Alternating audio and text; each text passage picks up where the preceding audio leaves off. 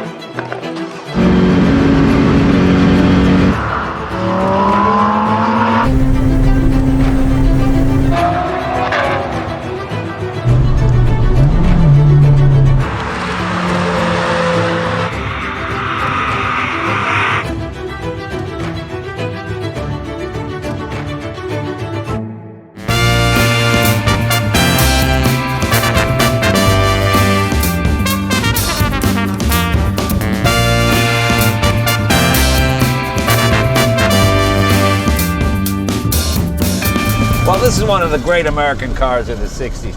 You know, there really was a golden age there. The Mustang would come out the next year. This is the first totally new Corvette, the C2. It still had drum brakes in 63, but discs were coming, independent suspension all the way around was coming. It was turning into a real sports car. But in terms of beauty, I don't think there's any Corvette that's as attractive as this one, at least to my eyes. I think you're absolutely right, Jay. I mean, you talk about classic cars and classic shapes. This is one of those shapes that looks exactly right. Right.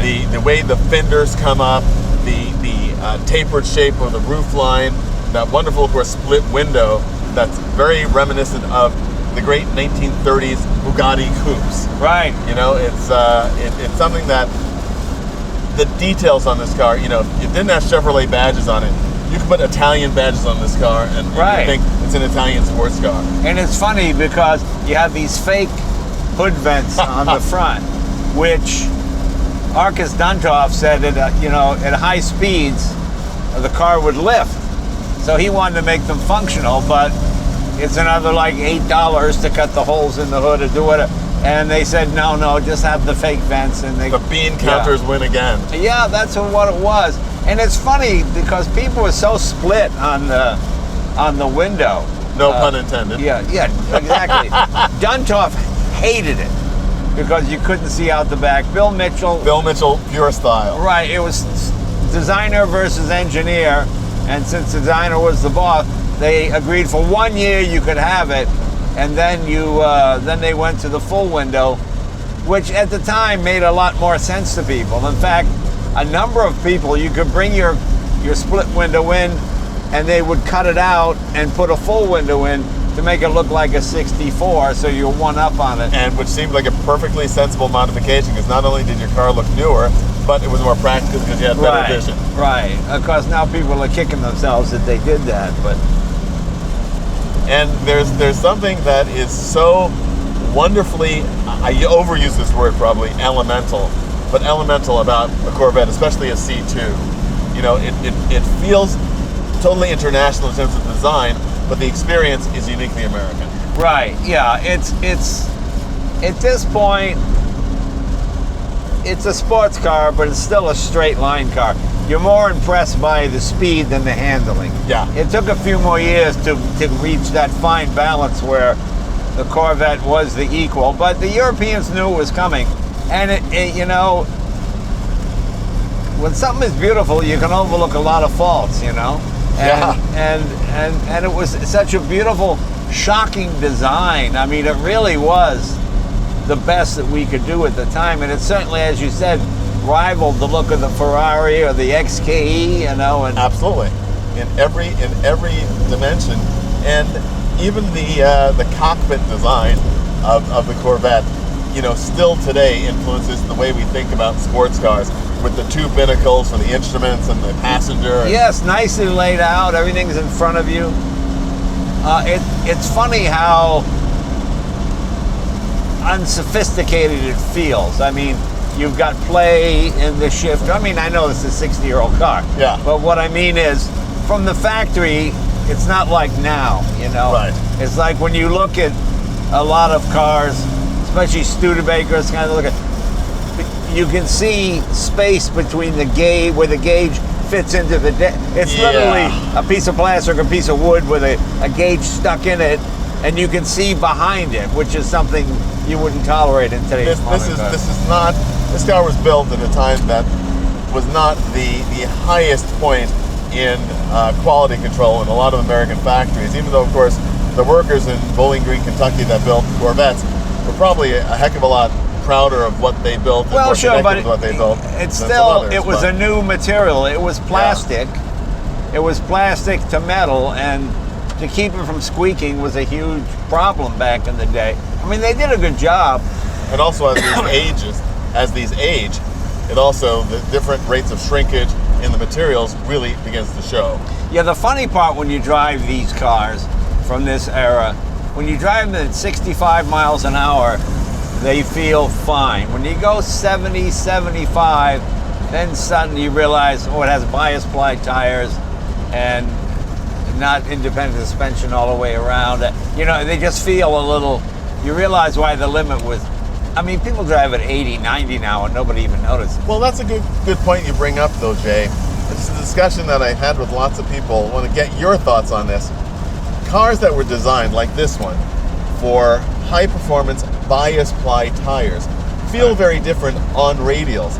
Right. And I am of the opinion that if you can get good, well-made bias ply tires, why not put them back in the car to actually have the car drive the way the engineers intended? Yes, we have to adjust the way we drive to suit the car, as opposed to making the car adjusting the car. What do you think? Well, I had this discussion with Bill Kerry. He was the one of the engineers in the Chrysler Turbine car. Mm-hmm. And I said, it'll probably handle a little bit better if I put radial. He went, no, you want that boulevard ride? That's what it was. Okay, now you realize when you slam on the brakes with bias ply tires, well, you're going to slide a lot further, and you know, so from a safety standpoint, for example, I put radials on my 37 Cord, and it literally transformed the car. I mean, the bias plies follow the grooves, are all over the road. Sure. But, you know, one of the things, too, that I know that you appreciate as somebody who really looks at the total engineering package of the car, one of the challenges with modern tire technology is the fact that you can put a much grippier tire on a car whose suspension is not really designed for that level of grip. So you need to make sure that you're maintaining your suspension, because you can have all sorts of really dreadful things happen if you get too much grip at the tire that can't be handled by the suspension. Well, that's the biggest problem with a lot of resto mods, is that people will put the big engine in it and the big brakes and kind of skimp on the suspension, and it can't take it. You know, A-arms aren't strong enough, and you get a lot of flex. But let's get back to this. Pete Brock designed this. And same designer, of course, of the great Daytona Coupe. And what was he, 19 or something at the time? And it still holds up well. I always like this much more than the Mako Shark look. Do you like the Mako Shark look of the 68? I do. I wish that Mako Shark look were in the same scale as this car. Right. I think the fact that it started to get bigger for me is what doesn't make it really work the way this car does. And it's funny too, because this car, I don't know the actual specifications, I should look them up, but this car actually seems smaller than the C1 in some ways, just the way it looks visually. And it's funny to think about the length that the Chevy stylists went through to transform the C1 from its introduction to the final 62s. Yeah. And of course, the fact that the 63 was a bit late in coming, and so the 62s are really interesting because they have the combination of sort of the C1 front end and the C2 rear end, which is a really an interesting thing. But you know, the Corvette is a car, and this is why it's been chosen for the house that we're visiting today. The Corvette is a car that proclaims itself forthrightly. This is who I am, this is what I am, this is what I do, this is how I do it. Right. You know, there's no pretense. It's what you see is what you get. A great 327 cubic inch V8, 340 horsepower, and we're just going to go out and have direct fun. We're not going to pretend to be anything else or anybody else. Yeah, and the great thing is, it's probably the greatest bargain in the sports car world. I mean, the number of European manufacturers that chose this engine, Pizzarini you talked about before, there was a car that cost 5 times, maybe more, what this costs, with essentially the same power plant, same transmission, same rent. It just looked different. So the Pizzarini also drives differently. It's got the chassis that this engine deserves. Yeah. Yeah, I think it's a good way to put it. Yeah. But what I mean is, this is an aspirational car. This is the kind of car, if you're a guy, and you're not a rich guy, but maybe you got a plumbing business or a carpentry business or something like that where you make good money, you could own a Corvette. You couldn't own a Pizzarini. It would just be outside your... And it's still true in the collector market today. Yeah. I think that to your point, for style, for enjoyment of driving, and for historical importance, Corvettes, C2 Corvettes still represent great value in the collector car market as well. And the number of times Corvette was almost dropped from the Chevrolet lineup is frightening. It is. Thank God the bean counters didn't always win. It's true. I mean, they thought, oh no, let's not sell. But this is a halo car. This is a car you know, the kids bring dad in to see the Corvette, and they wind up in a Nova or Chevy. Exactly. The showroom star. Well, we're going to go see a house today that is a local star of an internationally known figure. And what is the tenuous connection with this car? You'll see, Jay, you'll see. Just think about what we were talking about. All right. Straightforward, direct, honest, and what might not be so straightforward, direct, and honest. We'll take a look. I'm totally confused. Let's go see.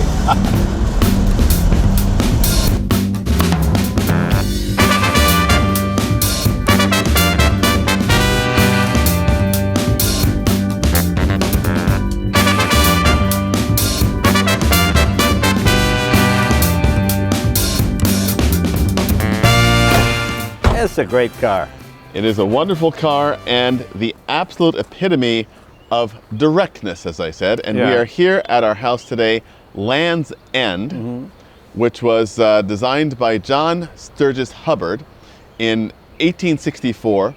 And it was a very interesting house. The original owner sold it to a stockbroker named Beekman a few years after he moved in. And Beekman sold it to none other than Edith Wharton. Oh, sure. Who won a Pulitzer Prize for her book, The Age of Innocence, which is all about life in Newport. She bought this house in 1893, and she was here for just about a decade. She loved living in Newport. As a child, she summered in Newport. Her parents had a wonderful house here. She and her husband had a small house here. She bought this place, and she thought she'd really be happy here in Newport. But as much as she loved being here on the edge of the ocean, she hated the pretension of Newport society. Really? Imagine that. And her book, The Age of Innocence, was all about Newport and what Newport represented. And so this Corvette is the epitome of what Edith Wharton would stand for. Something which is direct, something which makes its point, does its business, and isn't at all pretentious, which cannot be said for the other cars we have here today. And that is the most tenuous connection yet. Thank you! I would never say Edith Wharton. Corvettes, of course! When you think Edith Wharton, you think Corvette. When you think Edith Wharton, you think of style and classic restraint. I guess so.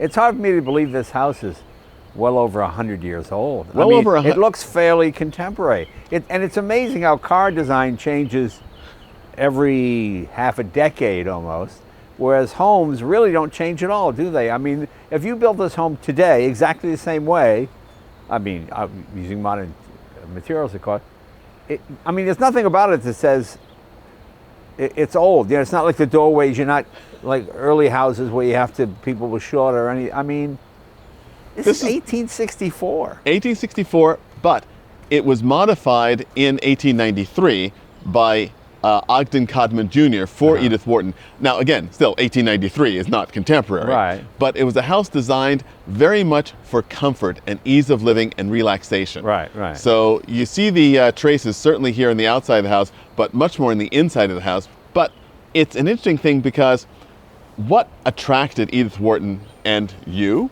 to Newport is nature. Nature, the sound, the sea, the lawn, the air, relaxation. Yeah, no, I came for Edith, and then when I found out she was no longer here, I was terribly ill. Well, of course, the fact that she decamped from here to Massachusetts, right, your stomping grounds, actually, in 1902. I lived down the street from Harriet Beecher Stowe in Andover, Massachusetts. So, yeah. See, there you are. You're just a font of literary allusions and connections. Well, let's go meet the Bronte sisters of cars. These two next ones. The Bronte sisters or the Kardashians? Kardashians, I think. So, not quite having the restraint of a C2 Corvette is this 2009 Spyker C8 La Violette. You know, it's interesting. Spyker is one of the great names out of. It was Dutch. Dutch, exactly. And in the early 1900s, it was the first supercharged car and the first car to have all-wheel drive. So it was quite an advanced company. Then they went into airplane manufacture, and and this is a classic case of buying a name and then bringing it back. But to me, it was sort of an old-fashioned car the day it was released in 2009. For example, the idea here, only this part of the window goes down. The reason that was, at least back in the 90s, like when they built the F1, it was capable of over 200 miles an hour, and there was no glass that could take this kind of pressure. It would either break or pop out. So they would reinforce this part, and then you had only this part that went down. And that's sort of the same thing here. There's no reason why you can't have a full window. I mean, this is the kind of thing where if well, there is a reason why you can't have a full window in this car. It's the fact that the shape of the door is such that if you had a fully retractable window, it would only go down halfway. Right, because there's no way to put this glass inside the door. It's a solution that's an interesting one. And it sort of has, if you were building a car out of Legos, this is kind of what you would do. You have these shiny bits, which I don't understand why they're there, other than either to detract from the shape. I'm not sure. Think airplane. There are propellers all over this car to remind you of Spyker's connection with building airplanes. Now, propellers on a modern high-performance car doesn't seem to be that logical, but nonetheless. But they wanted to make it look sort of like a fighter plane. So these air intakes on the roof and in the fenders. Now, they're all actual air intakes. They work. You go into a dogfight with propellers against a jet, you're not going to last very long. I mean, it has all the, the roof intake. When you look on the F1, how nicely integrated it is. Here, it's contrasting color, so you, take a look at this. It's just, Thank you very much, Jay. That's exactly why this car is here, because again, compared to the Corvette, every detail on this car is designed to catch your eye. Well, Nothing is designed to be in the least bit subtle. Yeah, that's the thing. And plus the fact that they use somebody else's engine. It uses an Audi, which is a fine engine. 4.2 but Audi. If you're building a Spyker, use a Spyker engine.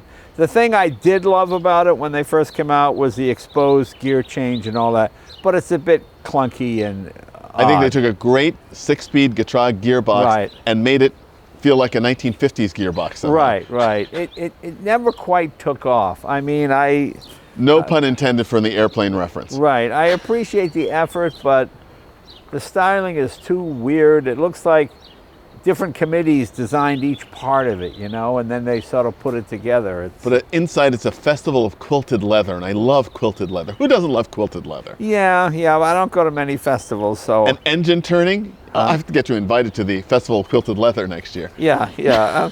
I mean, what I mean, it has elements of it that don't blend together well. That's the trouble. The thing that always comes to my mind when I see this car, and I think I've mentioned it to you before, is the old advice of Coco Chanel to a woman: getting dressed. You get dressed, you put on the accessories you want, the jewelry, and you take one thing off before you leave the house. They designed the car, and they put one thing on, and another thing on, Yeah. and until they had to leave the house because everything that they had was already on the car. Right, right. But I think Coco Chanel also said that vulgarity is the opposite of luxury. Correct? Once again, this is why Edith Wharton left for the Berkshires. But Right. let's take a look at the third car here, which might be something in between the simplicity of the Corvette and the audacity of the Spiker. This, of course, the Lamborghini Aventador. This is the last iteration of the V12. V12 that Bizzarini designed for the first Lamborghini, the GT350. It's funny when you realize this is sort of Lamborghini's equivalent of the small block Chevrolet. That went sort of from the mid-50s right up until the present day. This engine lasted 48 years with Lamborghini. My problem with this, it's a little overstyled for me. You know, to me, the best Lamborghinis are a combination of masculine and feminine. The masculine part, the big V12 in the back, you know, the haunches with the wheels. Then you get to the front and it has those eyelashes, you know, and it has these flowing lines. I mean, this has a sort of design by computer look to me of sort of a lot of sharp edges and stuff. There's nothing smooth about it. I mean, they're amazing cars and they do make a striking entrance when they come in. And that's the entire point that Lamborghini was trying to make from what probably you and I would agree would be the epitome of the Lamborghini design language that combined power and elegance and sort of form, is the Miura. And then once you get to the Countach, which is an amazing design engineering statement, that seemed to develop more through the Diablo and then into the Murcielago and finally here into the Aventador. Right. And it's a very aggressive design language that is based on sort of a science fiction kind of a look, a transformer kind of look. Yeah, that's the me, robot era. I like the Hurricane, the one before this, because a little more restrained, but delivers a lot. This looks like it could never deliver as much as it looks. Do you know what I'm saying? Do you know what I mean? I mean, the Hurricane's got a V10. You go, wow, this thing, it's light, it handles as fast. Well, it's not light, but it's lighter. Whereas this massive engine, you think it's going to be the most unbelievable supercar ever, and it overwhelms. To me, it visually overwhelms you when you see it. We'll see in a moment when we go for our drive whether the driving experience can match the visual impact. But what Lamborghini also did was quite interesting because, of course, it's a part of the Volkswagen Group. Right. And as a sister company to Audi, it's a very interesting thing. A number of years ago, I visited a Lamborghini factory when they were building Murcielagos and Gallardos. And just as this Aventador is a car still built largely by hand, by craftsmen in the Lamborghini factory in Sant'Agata Bolognese, the Gallardo and then now the Huracan is largely assembled there from parts mostly sourced by Audi in Germany. Right. So they're very, very different cars in terms of character. And I think they intended this car to be something much more forward than the sort of the usable. I find it physically big. When I drive one of these, Yes. I always think, have I got one wheel over the double yellow line? You know, I mean, I like a car when I enter a corner, I've got enough room on this side that I'm not going to be crossing over. And with this, I always feel like if a motorcyclist is hugging the yellow on his side, boy, I'm going to clip him. I'm going to hit him. You know, I like, to me, it's a little too big, too wide. I mean, it's an amazing looking car. Yeah.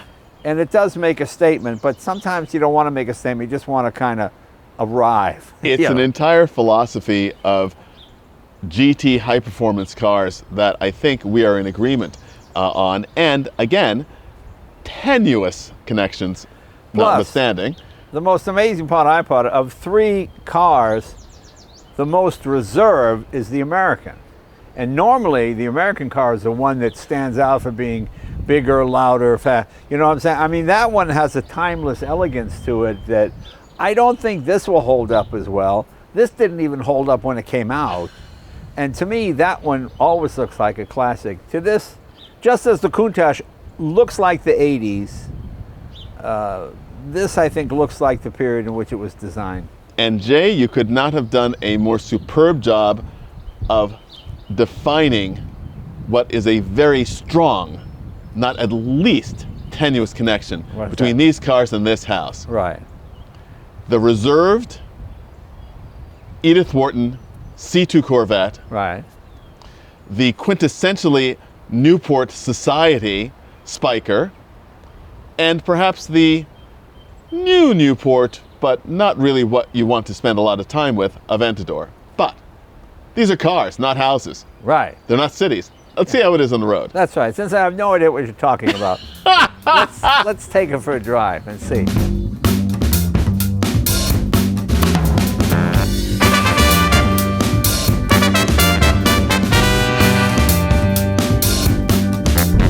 You know, the influence of Audi on this car is really remarkable. It's tight, it doesn't rattle, throttle response, everything is instantaneous. You know, a Lamborghini used to have the classic Italian problems, you know, with a lot of Italian cars, and this combination really does work.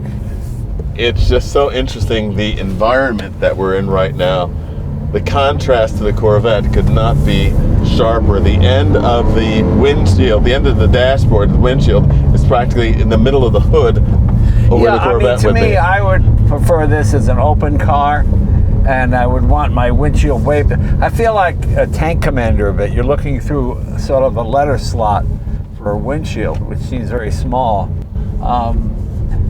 But look, you go by a bus full of tourists and people go crazy, so. The car definitely has presence, and also have to say that for a car that's so low and sort of, it's got a lot of space inside, which is good because it's a very wide car. A lot of times you get into very big cars and you don't have a lot of space inside, but there's a comfortable amount of space inside. You know, you feel you're surrounded by the usual leather and Alcantara. I must say, it does shrink around you, and the performance is remarkable. On the move, it feels like a smaller car. It's a little too in your face for me. Like I said, to me, the most beautiful cars have a masculine and a feminine presence. The Miura, the XKE, you know, these cars that sort of have Maseratis, have rounded lines with a masculine, you know, the haunches at the rear, that type of thing. It's interesting that I think you're seeing more of that come back in the design idiom today than you did when this car was designed. But again, this car was designed to a very specific brief to deliver a certain kind of presence, a sort of a menace. Right. You know, your reference to a tank commander, I think, is quite apt. You know, and in terms of performance,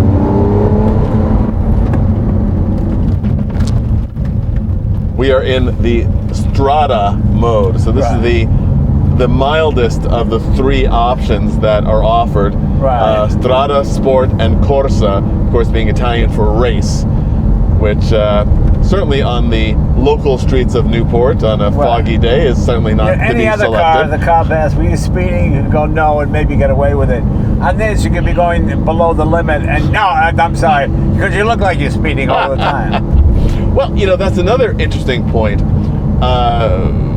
For you and for me, for people who are watching this, who enjoy older cars, there's often the discussion about, is it more fun to drive a slower car at 8/10 or a really, really fast car at 4/10? Well, I think driving a slow car fast is probably more fun. I mean, I contend most people would have more fun in a Miata because you could throw it around as hard as you want and you could use all the power. This, you're tempted to use all the power. Unfortunately, most people, including myself, are not good enough to make this car do what it is capable of doing. So then you get caught in that, you know.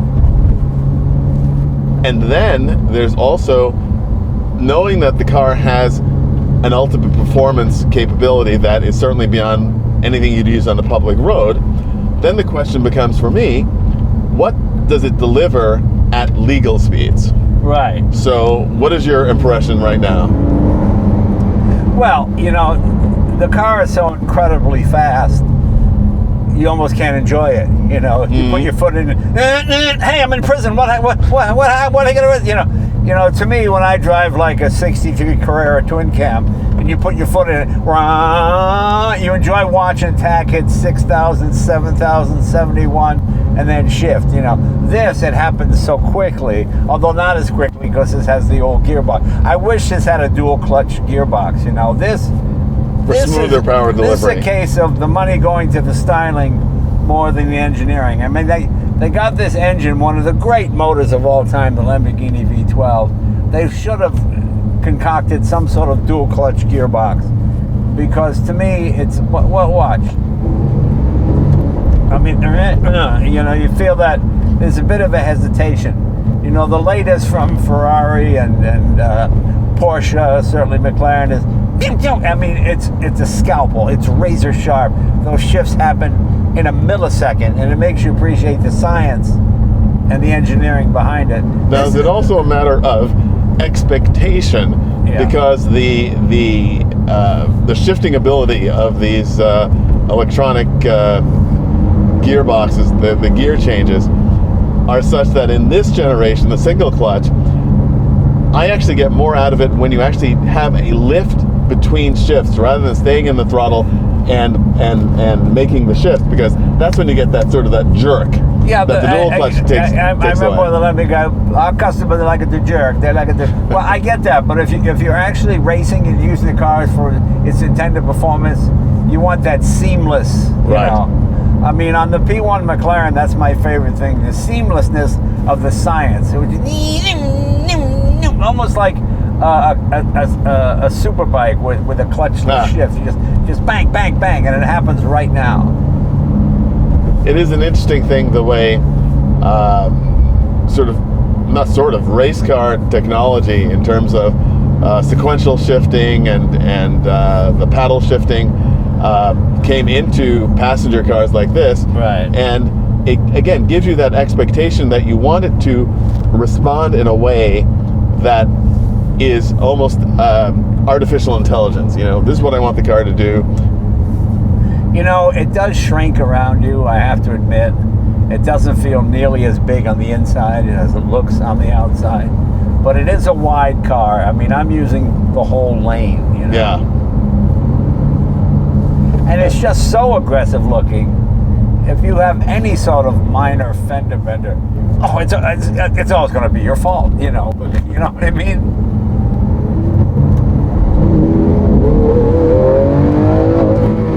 Now, do you feel that hesitation? See, to me, that's what I'm paying money for. I mean, for that kind of money, you shouldn't have that, you know. But it gives you that thrill of the, oh, it's engaged gear. Oh, I'm going somewhere now. Yeah, I know.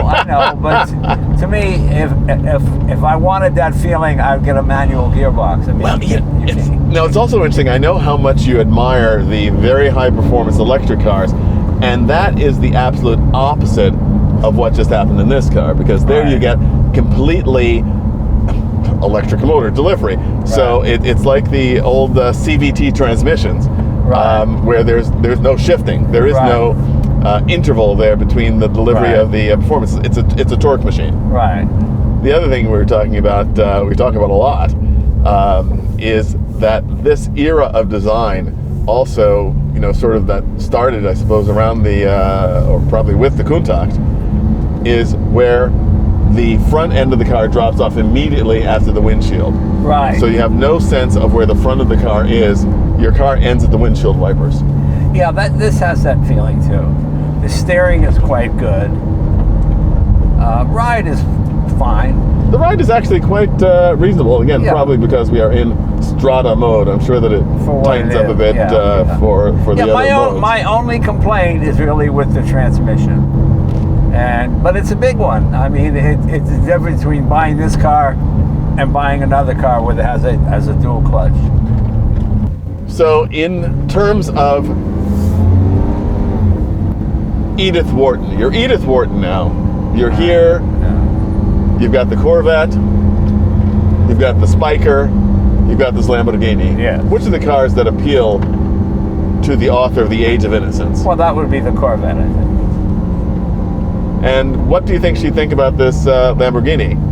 Not quite what she'd Well- like, but not quite unacceptable either, is it? Well, the idea is, I think it, like with the Ford GT, the 2005-2006 Ford GT is a road car pretending to be a race car. Mm-hmm. The 2017 Ford GT and the current Ford GT as a race car trying to purport itself as a road car. And the difference is the driving.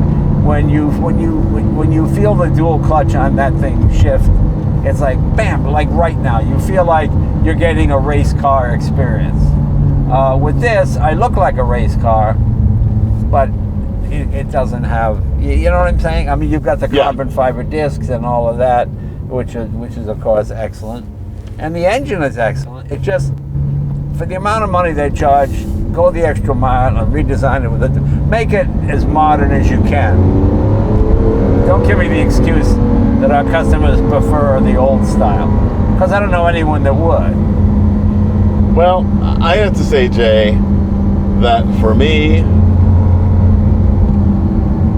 this Lamborghini is sort of like that house Land's End. It started out as one thing, was gently transformed to something else, and ultimately probably makes you want to go back to what it was. So we take the Corvette, we go as far as the Spiker, we come back to here, let's go back to the Corvette. Yeah, but you know, as I said before, of the three cars, I find it fascinating. The American one is the most restrained. I find hilarious because we're always the ones that are vulgar and rude and in your face. But Jay, we represent all Americans, you and I. That's Are we right. vulgar? Are we rude? Are we in your face? Never. I rest my case. I'll be vulgar, you'll be in your face. It's a deal.